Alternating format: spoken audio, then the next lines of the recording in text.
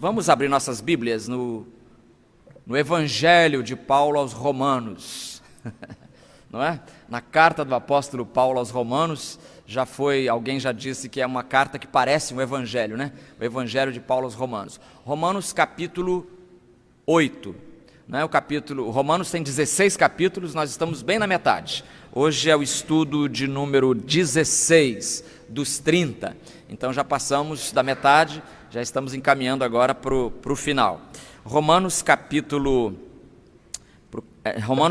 8, leremos os versículos 18 até o 30. Domingo passado nós lemos o início do capítulo, em que Paulo diz, aquele versículo 1 especialmente, portanto agora nenhuma condenação há para os que estão em Cristo Jesus. Não é um versículo soberbo, maravilhoso, que nos enche de alegria, de certeza, de convicção e que nos impulsiona a crer no Senhor, a trabalhar pelo Senhor, a viver e a morrer pelo Senhor. Hoje nós leremos então o versículo 18 até o versículo 30. Irmão diácono Mário Linhares, o irmão pode vir ao microfone e proceder à leitura. Romanos capítulo 8, ele vai ler então dos versículos 18 até o versículo 30. Até o 30. O Cântico de Vitória, que é o 31, maravilhoso também, dali por diante, vai ser domingo que vem, a gente pode esperar um pouquinho mais. Então hoje é de 18 até o 30. Convido a congregação a se levantar e a ouvir a palavra. Depois da leitura, o irmão Mário também, se puder, pode fazer uma oração. Considero que os nossos sofrimentos atuais não podem ser comparados com a glória que em nós será revelada.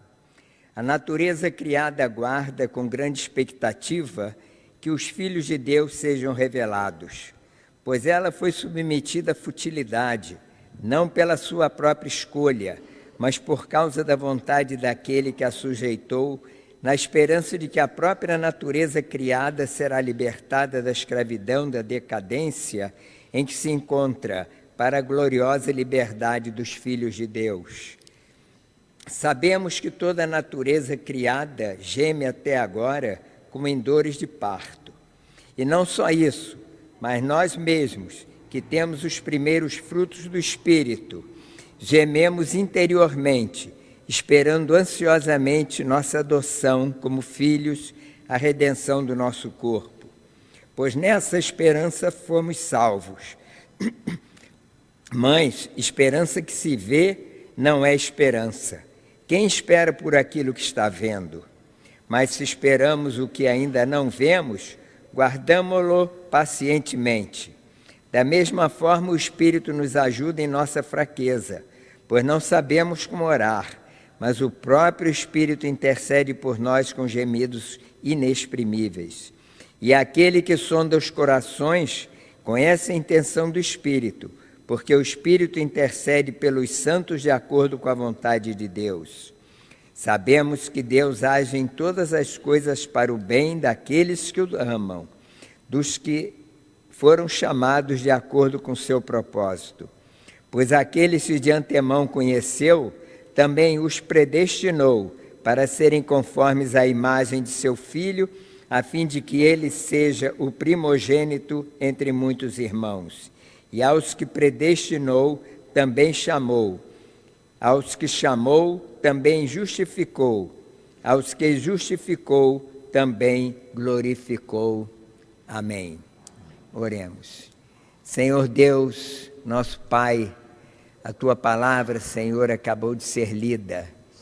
E nesse momento, ó Deus, viemos pedir que Tu possas, ó Deus, colocar o nosso entendimento, tudo aquilo que o Senhor deseja, ó Deus, naquilo que acabou de ser lido, que o Senhor possa, Senhor, iluminar o nosso pastor, colocar, ó Deus, a Tua palavra no coração dele, para que tudo isso possa ficar esclarecido e entendido, ó Deus, para que possamos, ó Deus, crescer mais no conhecimento da Tua palavra.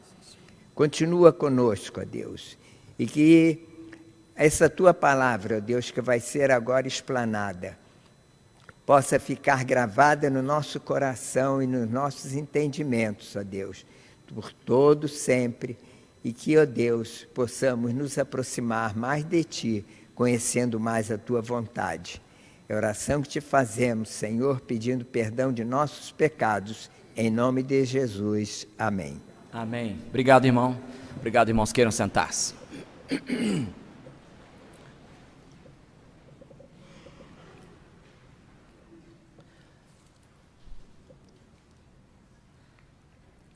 Era uma vez um homem chamado José.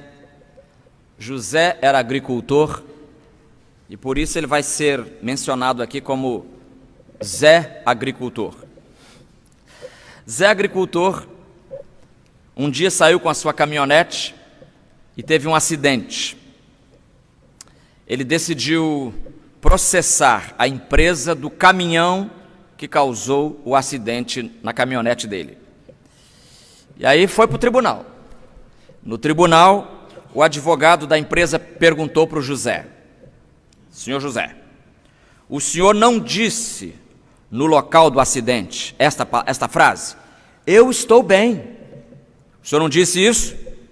Aí o Zé respondeu: bem, eu vou lhe contar. Eu coloquei a Betinha. Bom, para quem não sabe, Betinha é a minha mula predileta. O advogado interrompeu e disse: senhor José, eu não pedi detalhes, apenas responda à pergunta. O senhor não disse no local do acidente, eu estou bem? Disse ou não disse? Aí o Zé: bem, eu coloquei a Betinha, Betinha é a minha mula predileta, na carroceria da caminhonete, e eu estava então dirigindo pela estrada. Aí o advogado interrompeu novamente, e agora, voltando-se para o juiz, falou: meritíssimo, eu estou tentando estabelecer o fato de que, no local do acidente, este homem disse ao agente da Polícia Federal que o socorreu que ele estava bem. Ele disse que estava bem. Agora, semanas depois do acidente, é que ele está processando o meu cliente. Eu creio que este senhor seja uma fraude. Ele está mentindo. Por favor, diga a ele para simplesmente responder à pergunta. Aí o juiz, nessa hora, que estava começando a se interessar pela história da mula predileta do Zé Agricultor, o juiz disse: bem, eu gostaria de ouvir o que ele tem a dizer sobre essa Betinha, a sua mula preferida. Aí o Zé agradeceu ao juiz e disse: bem, como eu ia dizendo, meritíssimo, como eu ia dizendo, eu tinha acabado de colocar a Betinha na carroceria da caminhonete. E eu estava dirigindo pela estrada, quando de repente esse enorme caminhão avançou o sinal de pare, porque tem um sinal de pare ali, ele tinha que parar, ele não parou, ele avançou e bateu na gente. Eu fui jogado numa vala e Betinha foi jogada na outra. Eu estava com muita dor, nem podia me mexer. Mesmo assim, eu podia ouvir Betinha gemendo, gemendo. Eu sabia que ela estava em péssimas condições. Só pelos gemidos eu já sabia. Logo após o acidente, seu juiz, um policial chegou. Ele ouviu Betinha gemendo, gemendo. Aí ele foi até ela, olhou bem para ela, examinou, pegou uma arma e atirou nela para que ela parasse de sofrer. Então o policial atravessou a rua com a arma na mão, olhou para mim e disse: a sua mula estava gemendo, gemendo, então eu tive que dar nela um tiro de misericórdia. Como é que você está se sentindo?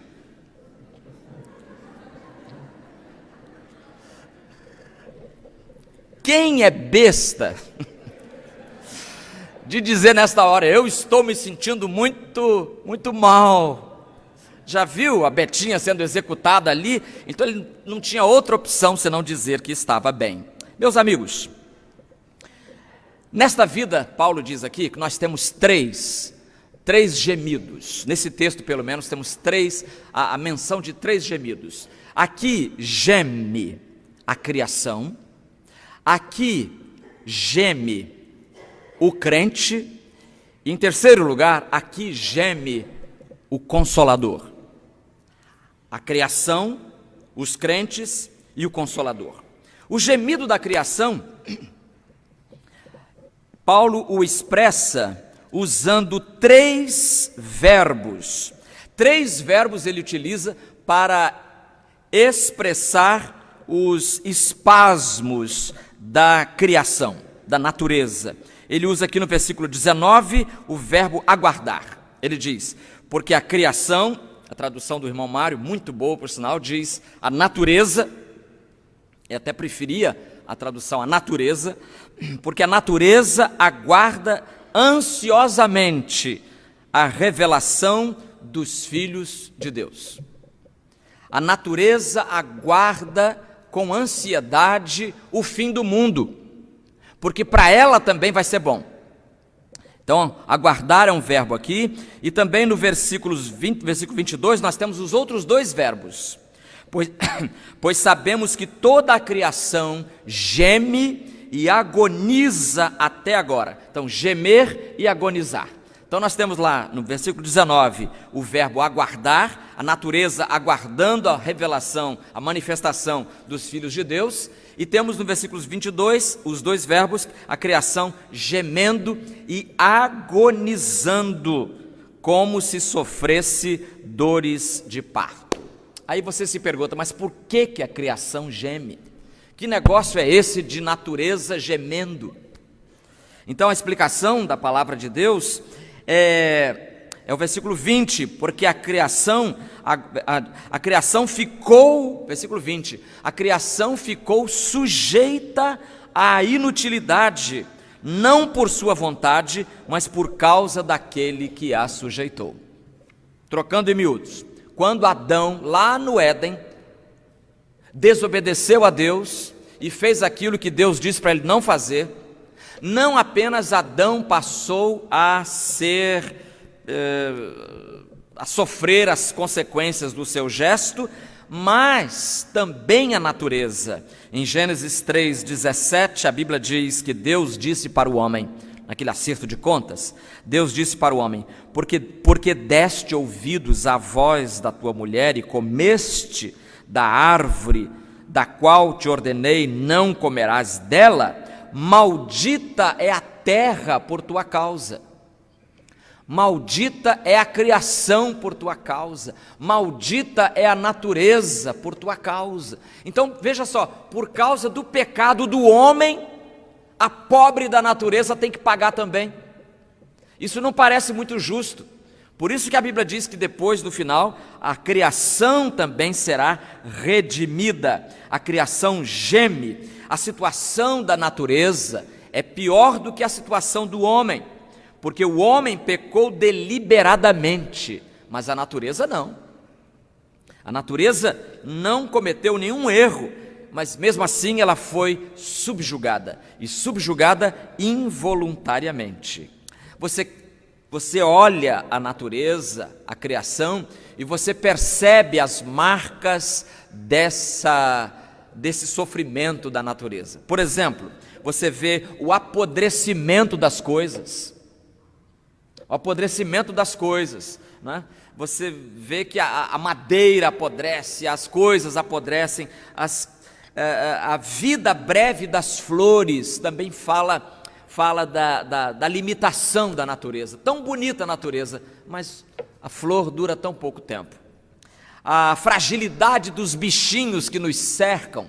Às vezes você se flagra, você mesmo pisou, matei um monte de formiga aqui, nem estava prestando atenção. A natureza é muito frágil. E as cólicas das placas tectônicas, as cólicas das placas tectônicas, os soluços ameaçadores de um vulcão nervosão que está pronto para explodir. Enfim, as ondas gigantescas que avançam pela praia e destroem as cidades costeiras. Quanta coisa diferente, anormal, que caos, digamos assim, que caos nós temos na criação. E por que isso? Por causa do pecado do ser humano. Ah, Adão, você errou, você desobedeceu e nós todos pagamos, e não somente nós todos, mas os bichos também pagam, a natureza também paga, e ela, por isso, a natureza geme. Porém, num dia maravilhoso, a criação também será redimida. E no versículo 21, 22, na esperança de que também a própria criação, a própria natureza, seja libertada do cativeiro da degeneração. Esse cativeiro, esse estado de coisas, essas limitações da natureza, ele chama aqui de cativeiro da degeneração, que a tradução do irmão, que o irmão Mário leu, chama de o cativeiro da decadência, né? A palavra decadência, e a palavra decadência melhor, eu gostei muito dessa tradução, depois me dá o nome dela, porque ele vai dizer exatamente aquilo que acontece conosco, é uma decadência, nós vivemos a decadência, nós experimentamos a decadência, nós somos objeto da decadência, a decadência opera em nós, decadência física, mental, intelectual, é tanta coisa, a natureza limitada por causa do pecado, mas um dia essa natureza, versículo 22, sabemos que toda a criação geme e agoniza até agora, como se sofresse dores de parto. A natureza está gemendo, como alguém que está prestes a dar à luz, uma senhora que está prestes a dar à luz a um filho. E eu vi um comentário interessante de alguém dizendo, nós não pegamos quando uma mãe está para dar à luz, nós não vamos lá gravar os gritos que ela está dando, os gritos, não vamos lá para ver as coisas, fotografar o sofrimento dela, mas nós tiramos foto da nossa carteira e mostramos, olha aqui, ó, esse é o meu filhinho, e a mãe está lá toda feliz do lado do bebê. Por que não enquanto ela está tendo as dores de parto? Porque não convém, né? As dores de parto são provisórias, elas são passageiras, são de pouca duração, porque o que vem depois é que vale a pena. Vem um menino por aí, vem uma menina por aí, vem uma vida nova por aí. Por isso a criação está gemendo como alguém que tem dores de parto, e um dia ela vai dar à luz, e o menino que essa natureza vai gerar é coisa boa, é uma natureza perfeita, onde não há dor, não há tristeza, não há lágrima, não há decadência, não há apodrecimento, não há decomposição. Que é coisa pior para a natureza do que a decomposição? Então, nós aguardamos uma nova criação. Assim como o homem foi responsável para causar as dores da natureza, o homem também deveria se imbuir da responsabilidade de cuidar ecologicamente da criação. Os ecologistas cristãos, digamos assim, eles têm neste texto o seu texto áureo. Eles se baseiam aqui para dizer que nós devemos zelar pela criação, porque ela foi criada por Deus, a natureza é produto da mente de Deus, da palavra de Deus, e nós precisamos zelar por tudo isso. Deus criou o homem, colocou no jardim, mas não foi para ele enfiar o pé nas jacas do jardim, não, Senhor, foi para ele cuidar do jardim, não foi para destruir o jardim. Mas o que nós estamos fazendo com o nosso jardim hoje? É só você ir a Paquetá, como eu fui. Eu fui a Paquetá quando era jovem, que bonito Paquetá, né?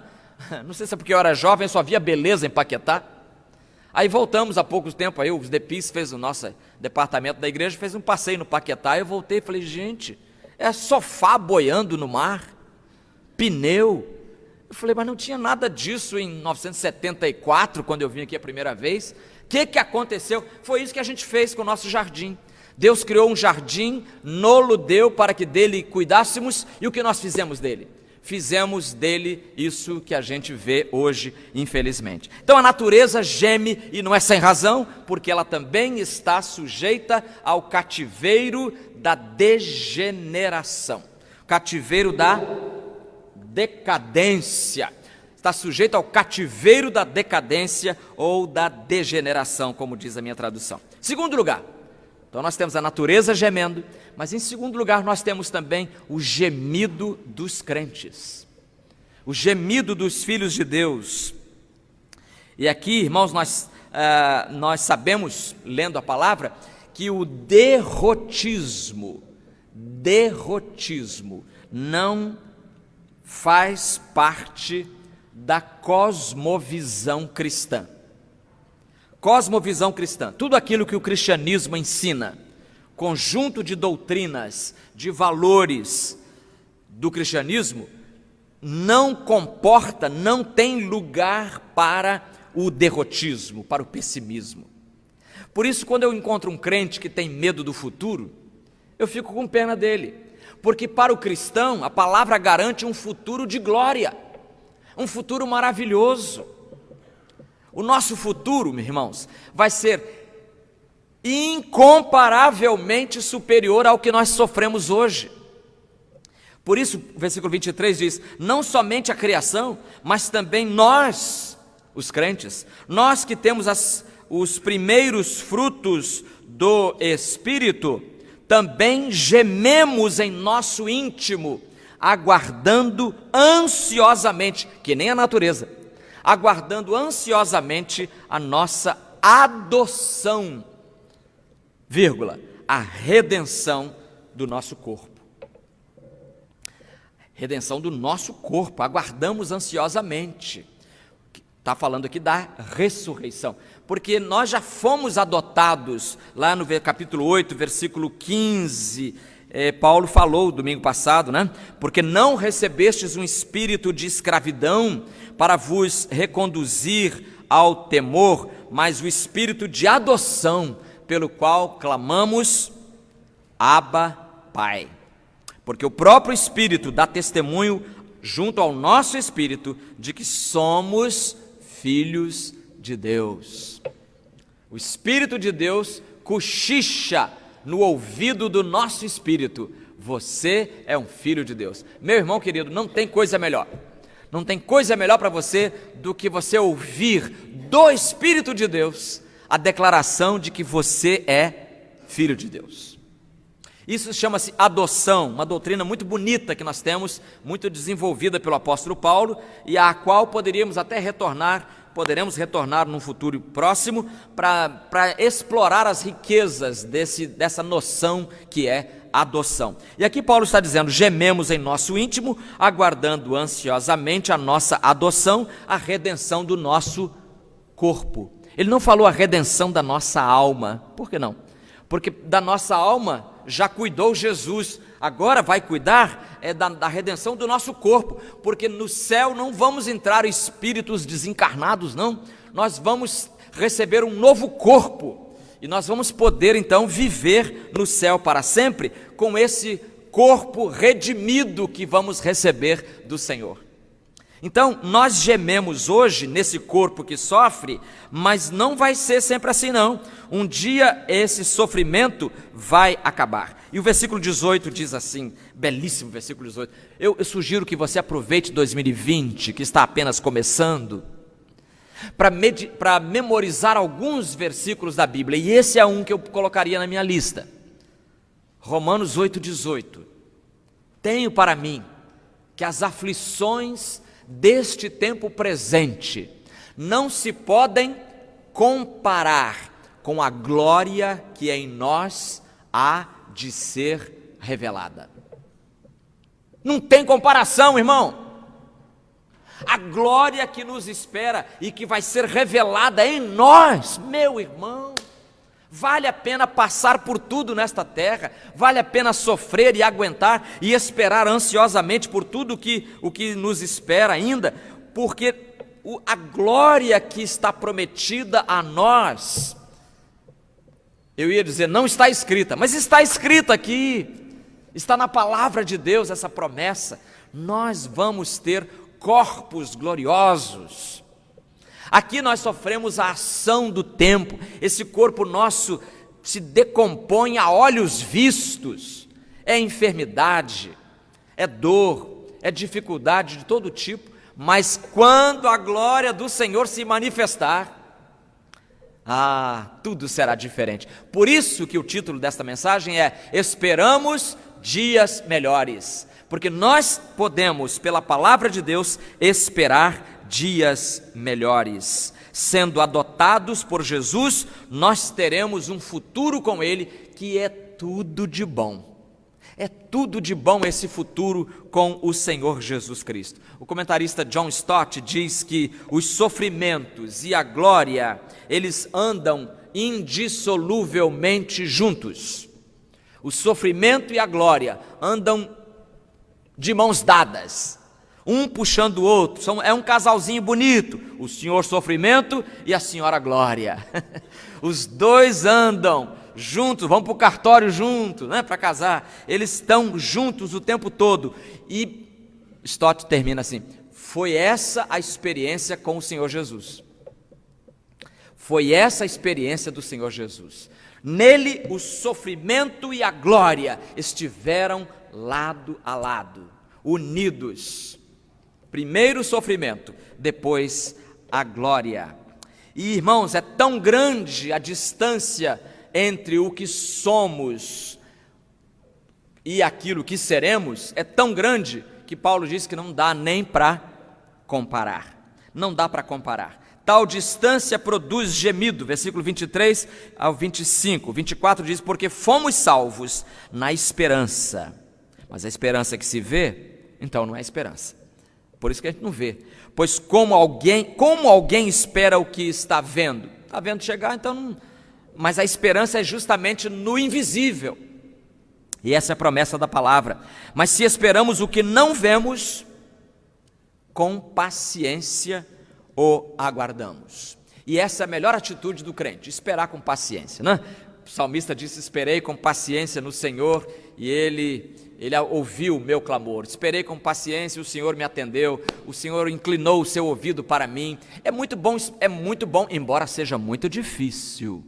Digo para você, esperar com paciência não é fácil não, porque a gente não sabe. Porque se alguém fala assim: eu vou chegar às 9 horas, são 8, daqui a 1 hora então eu vou esperar. Mas se alguém fala assim: olha, eu vou te encontrar, mas que hora? Não posso precisar a hora. Pode ser 9, 10, 11, 12, 1, 5 da manhã, meio-dia da segunda-feira. Aí pronto, aí complica tudo. Aí eu fico naquela expectativa uma expectativa que se retroalimenta, ela própria se dá força para ela, e eu não tenho noção do que vai acontecer. Então Paulo diz que nós esperamos com paciência, e com paciência o aguardamos. Então, por causa do gemido dos crentes, é que nós temos as nossas doenças, as nossas decepções, as nossas dúvidas, as nossas dívidas, as nossas duplicidades. Convivemos com duplicidades, convivemos com demagogias, as nossas dores, os desprestígios de um modo geral. Semelhantemente à criação, nós também seremos redimidos um dia, e o nosso gemido cessará. Um dia o nosso sofrimento terá fim. Se você está sofrendo agora, ou uma injustiça, ou uma dor imensa, não se desespere. A glória espera você. Mas há um último gemido aqui, além do gemido dos crentes e o gemido da criação. Nós temos aqui uma referência nos versículos 26 a 30 aos gemidos do Espírito Santo, os gemidos do Consolador. Versículo 26: do mesmo modo o Espírito nos socorre na fraqueza, pois não sabemos como devemos orar. É uma coisa interessante, porque como seres humanos, além de gemidos, nós temos também limitações, e nós somos limitados, nós somos filhos da fraqueza, somos fracos, e às vezes somos tão fracos que nem orar sabemos. Nem orar. A ideia é que alguém vai a um hospital, tem um parente seu no hospital, e ele está muito mal de saúde, e você sabe que se ele sair do hospital, vai ser pior para ele, porque ele não vai ter mais qualidade de vida, ele está só vegetando. Aí você chega perto daquele doente, seu parente, e vai pedir o quê para Deus? Se você pedir cura, ele pode ser curado, mas vai continuar vegetando. Mas você vai pedir a morte? Pensa bem, não cai bem, você não se sente confortável em pedir a morte para alguém que está numa situação dessas. Então você bota a mão na cabeça e diz: o que eu oro? Então nessa hora é que o versículo 26 entra: o Espírito nos socorre na fraqueza, pois não sabemos como devemos orar, mas o próprio Espírito intercede por nós. O próprio Espírito. Olha só, se há um ministério para o qual eu convido e desafio você, é o ministério da intercessão. Eu acho que no céu nós vamos ter surpresas mil. Eu acho que Deus vai levantar a cortina e vai dizer assim: está vendo? Aquele dia que você estava orando pela conversão do fulano de tal, então naquele dia ele se converteu, olha aquele convertido, apresenta: Senhor, que legal, eu não sabia que a minha oração... O ministério da intercessão, meu irmão, olha, ele pode ser feito no hospital, o doente pode orar intercedendo por alguém, o membro da igreja pode orar, aquele que vai ser batizado pode orar, o membro velho da igreja pode orar, todo mundo pode orar, o pobre, o rico, o preto, o branco, ninguém está impedido de orar. Então eis aí um ministério, e no qual nós nos parecemos ainda mais com o Espírito de Deus, porque o Espírito de Deus faz o quê? Intercede. É próprio dele interceder, ele gosta de fazer isso. Ele chega para Deus e diz: meu Deus, olha o meu filho lá embaixo, olha a minha filha lá embaixo, eles estão perdidos, coitados, eles não sabem nem que decisão tomar. Às vezes você não está assim, numa encruzilhada, você não sabe que decisão tomar, é hora do Espírito Santo interceder por você. Então o Espírito Santo intercede. E como é que ele intercede? Ele intercede como? O final do versículo 27 tem uma frasezinha ali que é muito boa, e diz como é que o Espírito intercede. Ele intercede segundo a vontade de Deus. Final do versículo 27. Então ele não pede coisa que vai bater contra Deus. O Espírito Santo é maluco? É louco de orar pedindo uma coisa que Deus não quer que aconteça a você? Há uma harmonia na Trindade divina, queridos irmãos, que impede que o Espírito Santo peça para nós coisas que Deus Pai não quer para nós. Então por isso o Espírito intercede segundo a vontade de Deus. Está aí, final do versículo 27. Segundo a vontade de Deus. E como é bom a gente também se submeter à vontade de Deus, né? A vontade de Deus é sempre o melhor para nós, sempre, sempre, sempre. Você está solteiro, quer casar? Pergunta a Deus: Deus, tu me queres solteiro ou me queres casado? Você está casado, não tem filho, você quer filho? Então pergunta a Deus se o Senhor me quer com um filho, com 2, com 5 ou com 100. Não, com 100 não, desculpe, com 10. Então você pergunta a Deus o que você quer, e a vontade dele se manifesta, se revela. E aí você se realiza com a realização da vontade de Deus na sua vida. E aí, como resposta à intercessão do Espírito, nós passamos a compreender o versículo mais famoso desse capítulo. Você sabe qual é o versículo mais famoso desse capítulo? É o 28. É o 28. Porque sabemos que todas as coisas concorrem juntamente. Para quê? Para o bem daqueles que amam a Deus. Meus irmãos, olha, eu gosto demais desse versículo. É outro para você memorizar. É o 18 e agora o 28, 10 depois. Romanos 8, 18 e 28, tudo com 8, até para facilitar a sua memorização. É um recurso de mnemônica, né? Para ajudar você a memorizar. Sabemos que Deus faz com que todas as coisas, tudo, mas a minha cirurgia também, pregador? Claro, mas também eu fui despedido essa semana, essa minha demissão contribui para o meu bem? Claro, Porque Deus faz com que todas as coisas concorram para o seu bem. Todas as coisas. Irmãos, isso é fantástico. Viver debaixo do propósito de Deus é a melhor coisa que tem. Tem uma história linda que eu já contei aqui em 2006, dá uma vontade de contar de novo, mas eu vou me segurar, mas depois eu vou voltar a essa história. É uma história que tem a ver com esse versículo 28. Sabemos que todas as coisas concorrem juntamente para o bem daqueles que amam a Deus. E por quê? Porque Deus vê o conjunto dos fenômenos da nossa vida. Você e eu analisamos a nossa vida parcialmente. Eu estou doente, eu estou desempregado, eu estou casado, eu estou viúvo, eu estou devendo, eu estou pontinhos. Então você vê só as coisas estanques, separadamente.